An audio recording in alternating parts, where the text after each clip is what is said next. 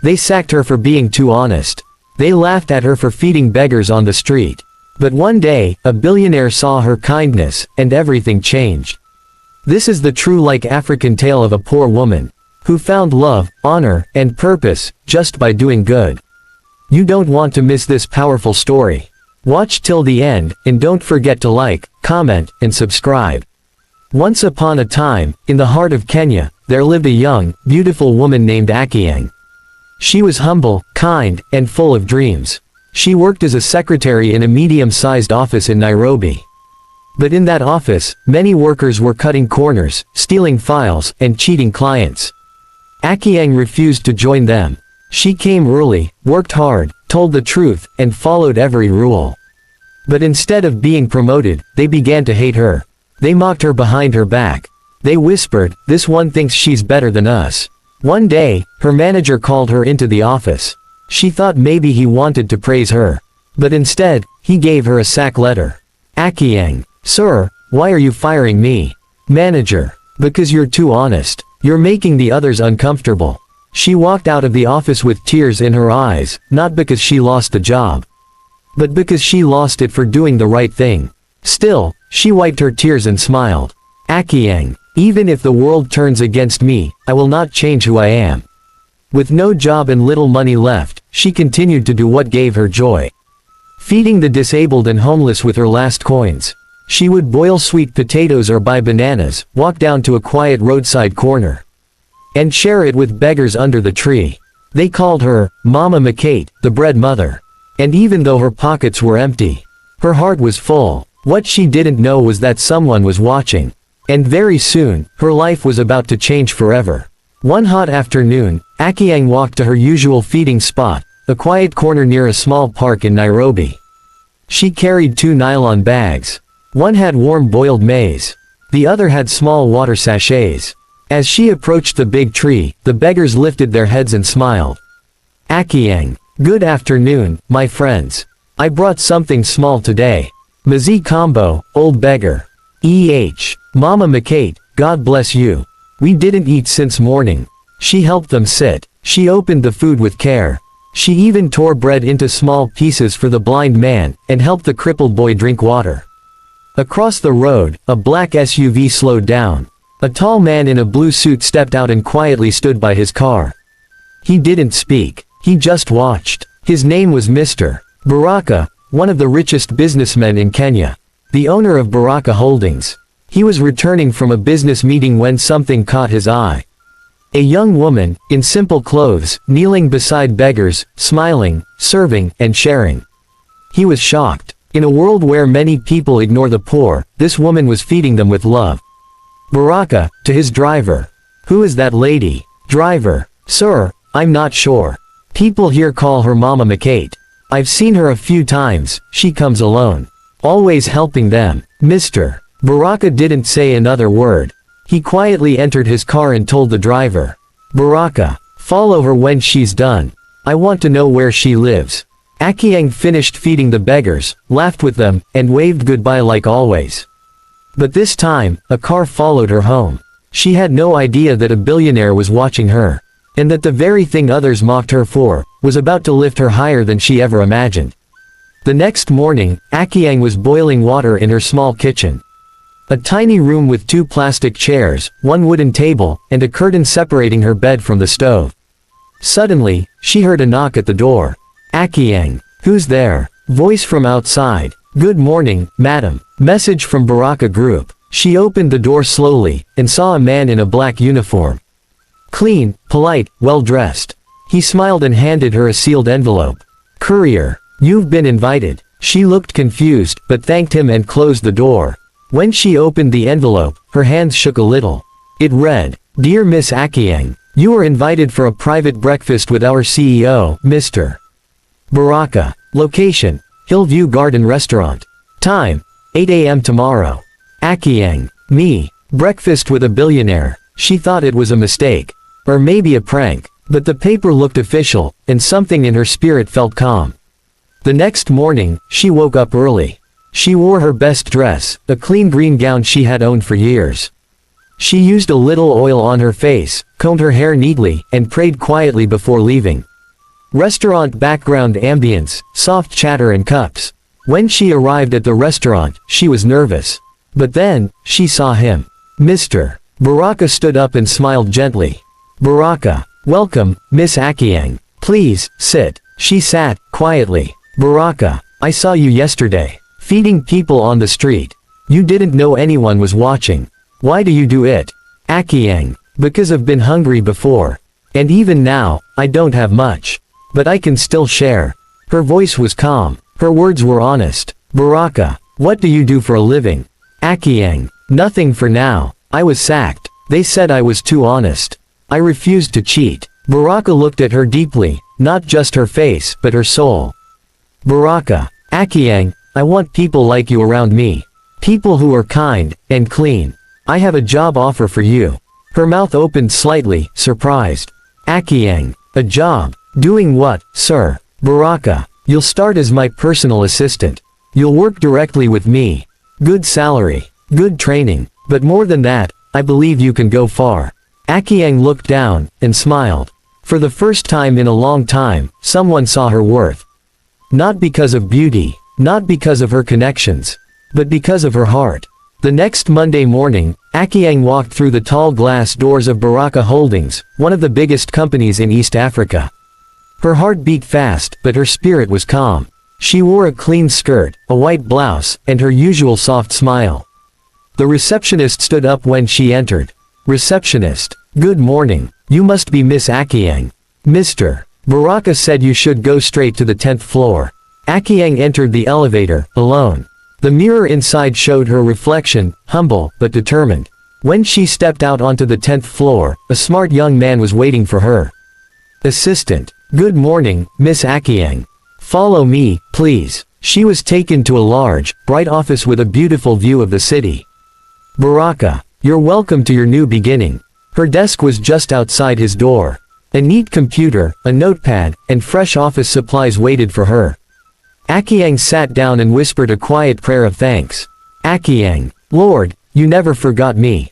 Days turned to weeks. Akiang learned fast. She worked hard. She listened carefully and never complained. Mr. Baraka noticed something about her. She was different from others.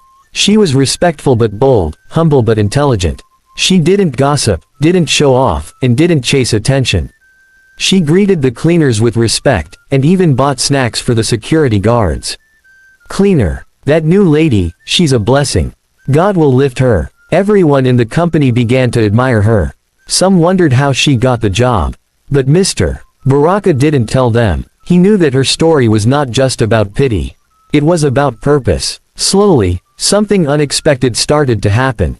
Baraka began to look forward to seeing her each morning. Her smile, her voice, her honesty. She wasn't like the women he had dated before, full of pride and fake smiles. No, Akiang was real, and the more he saw her, the more he began to feel something deeper. Baraka, thinking, could I really fall in love with someone so simple, yet so rich in heart? But he didn't speak, not yet. First, he wanted to make sure that this wasn't just a feeling. 3 months passed. Akiang became the most trusted worker in the company.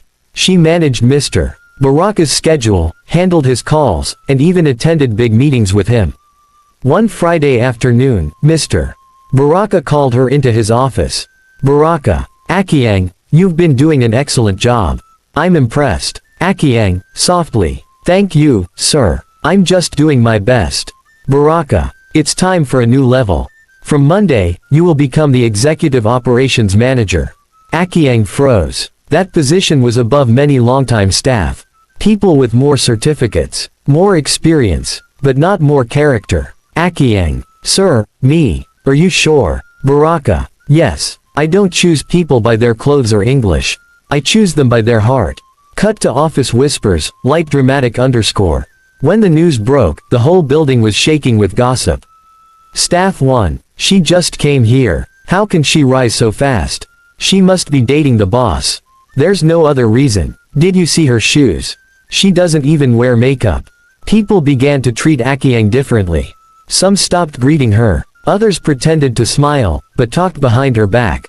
Still, she didn't change. She came early, worked late, and treated everyone with the same quiet respect. Akiang, I came here with nothing but honesty. If that's what lifts me, then let it speak for itself. Meanwhile, Baraka was fighting a feeling. He couldn't stop thinking about her. The way she smiled when she greeted people. The way she stayed calm under pressure. The way she prayed softly in the restroom before presentations. One day, he told himself, Baraka, if I keep pretending, I may lose something special. That Friday evening, as the office was closing, Akiang was packing her bag when her desk phone rang. Akiang, hello, good evening. Baraka, gently. Akiang, please don't go home yet. Can you come to my office? She paused for a moment, then replied. Akiang, yes, sir. I'm on my way. She knocked lightly and entered. Mr. Baraka stood by the window, looking at the sunset. Baraka, do you have any plans tonight? Akiang, no, sir. Just heading home. Baraka, good. I'd like to take you out for dinner. Just dinner. No business. No pressure. Akiang blinked. Her heart skipped. Akiang, dinner, with you, sir. Baraka, smiling. Yes, let's just talk. As friends. Scene shift, quiet restaurant ambiance. They sat at a quiet rooftop restaurant. No guards, no press, no loud music, just two hearts, trying to connect. Baraka, tell me more about your life, before Baraka Holdings. Akiang, there's not much to say. I grew up with my grandmother. She taught me to fear God, speak the truth, and help people, no matter what. Baraka, and the job you lost, was it painful? Akiang, it broke me, but feeding beggars helped me heal. It reminded me that there are people with bigger problems than mine. Baraka nodded. He was silent for a moment, then looked straight into her eyes. Baraka, Akiang, I didn't bring you here just for dinner. I brought you because I admire you deeply. Baraka, you have something rare, a clean heart. And I think I'm falling in love with that heart. Akiang froze. Her spoon stopped midair. She looked down, then up, and whispered. Akiang, sir, you're a great man. But please don't pity me. Baraka, this is not pity. It's pure admiration. But I will wait. I just wanted you to know. Soft romantic music fades into hope. That night, Akiang couldn't sleep. Not because she was scared. But because, for the first time, someone saw her heart, and wanted it. 2 weeks later, Baraka Holdings held their annual leadership conference, a big event that brought together politicians, celebrities, business leaders, and the media. The conference was known for one major highlight, the Heart of Gold Award, given to the most selfless and impactful person of the year. Most people expected a big celebrity or powerful politician to win it. But Mr. Baraka had a surprise for everyone. Scene. Giant hall filled with important guests, flashing lights, cameras everywhere. Akiang was helping backstage when she heard her name from the microphone. Host. Ladies and gentlemen, the winner of this year's Heart of Gold Award is Miss Akiang Otieno. Audience gasp, followed by thunderous applause. Akiang dropped the folder in her hand. Akiang, whispering, me, why me? She was pushed gently toward the stage. Her legs were shaking, her eyes wide. When she got to the microphone, Baraka stood behind her with a proud smile. He handed her the award himself, a golden heart plaque with her name on it. Baraka, this woman lost her job for being too honest. She fed beggars with her last coins. She touched lives quietly, without cameras or rewards. Today, we honor not her position, but her heart. The crowd stood up and clapped. Many had tears in their eyes. TV stations broadcasted it live. Newspapers picked it up the next morning. Headline: Poor lady who fed beggars wins Heart of Gold. Akiang returned to the same tree where she used to feed her disabled friends. But this time, something was different. Strangers came with food, clothes, and gifts. Passerby, we saw you on TV. You're a blessing. Akiang, please, don't honor me. Let's honor the forgotten people we walk past every day. The beggars hugged her and cried. Not because she became famous, but because she didn't change. And somewhere nearby, Baraka watched from his car, smiling softly. His heart whispered, Baraka, this is the kind of woman I want by my side forever. A few weeks after the award ceremony, life had completely changed for Akiang. She was now known across the country. Not as a celebrity, but as a woman with a pure heart. Interviews, TV shows, news articles. Everyone wanted to talk to Mama McKate. But she stayed humble. She still visited the beggars. She still shared her lunch. She still prayed in silence before work. One evening, as she was locking up her office, Baraka walked up beside her.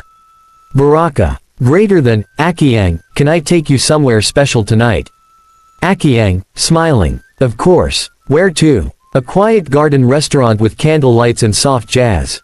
They sat together, under the stars.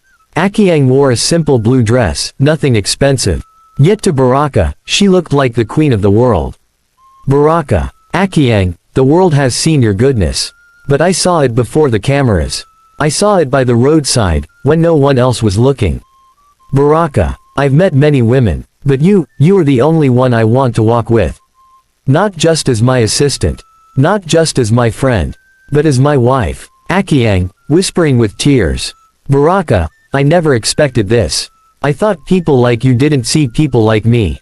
Baraka, people like me need people like you, to remind us of what really matters.